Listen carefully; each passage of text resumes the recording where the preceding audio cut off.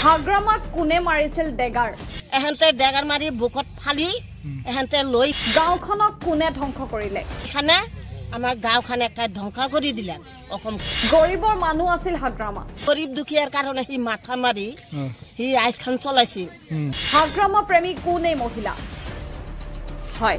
17 বছৰ বিটিসি শাসন কৰাৰ পিছত হাগ্ৰামা মহিলাৰ শাসনৰ গাদীৰ পৰা গাদীচ্যুত কৰিছিল প্ৰমোদ বড়ো নেতৃত্বাধীন ইউপিপিএল দলে আজি বিটিসিত ইউপিপিএল আৰু বিজেপি মিত্ৰজোঁটৰ চৰকাৰ চলি আছে যদিও প্ৰাক্তন সিএম হাগ্ৰামা মহিলাৰিক এতিয়াও পাহৰিব পৰা নাই একাংশ হাগ্ৰামা প্ৰেমী ৰাইজে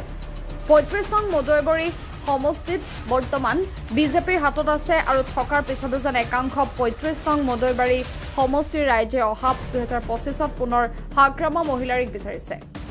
ইয়াৰ পৰা তাৰে এক উমান পোৱা যায় ইয়াৰ ওপৰত আপোনাৰ কি মতামত জনাওক আমাৰ কমেন্ট সেকশনত আমি নাঙ্গলৰ মানুহ কি আপুনি ট্ৰেক্টৰ আমাৰ নালাগে ট্ৰেক্টৰে ধ্বংস কৰলা কি ধ্বংস কৰিলা ধ্বংস কৰা নাই গৰীব দুখীয়া খিচিনি নাপায় নহয় খিচিনি নাপায়তো হাগ্ৰামা মহিলা ইমান হি হেৰি মানুহ গৰীব দুখীয়াৰ কাৰণে হি মাথা মাৰি হি আইছখন চলাইছিল মাজৰ ফাৰি মাৰি এহেন্তে ডেগাৰ মাৰি বুকত ফালি এহেন্তে লৈ খানে আমাৰ গাঁওখন একা ধ্বংস কৰি দিলে অসমখন আমাৰ আৰু নালাগে ট্ৰেক্টৰ নালাগে কি হাল কি এৰি মাৰিব আমি নাঙ্গলে দিয়ে মাৰিম কি আজিকালি ট্ৰেক্টৰ দিয়ে মাৰি আছে ট্ৰেক্টৰে কাম নাই ট্ৰেক্টৰে বেলা গেছি ইটা ট্ৰেক্টৰ বেলা গেছি ইটা হেয়া গেৰুৱাৰ মানুহ কয় ট্ৰেক্টৰ হাটাও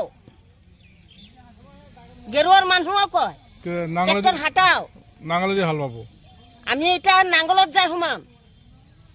কাজ গতিকে আমি সব রাইজ মিলি আমি নাঙ্গল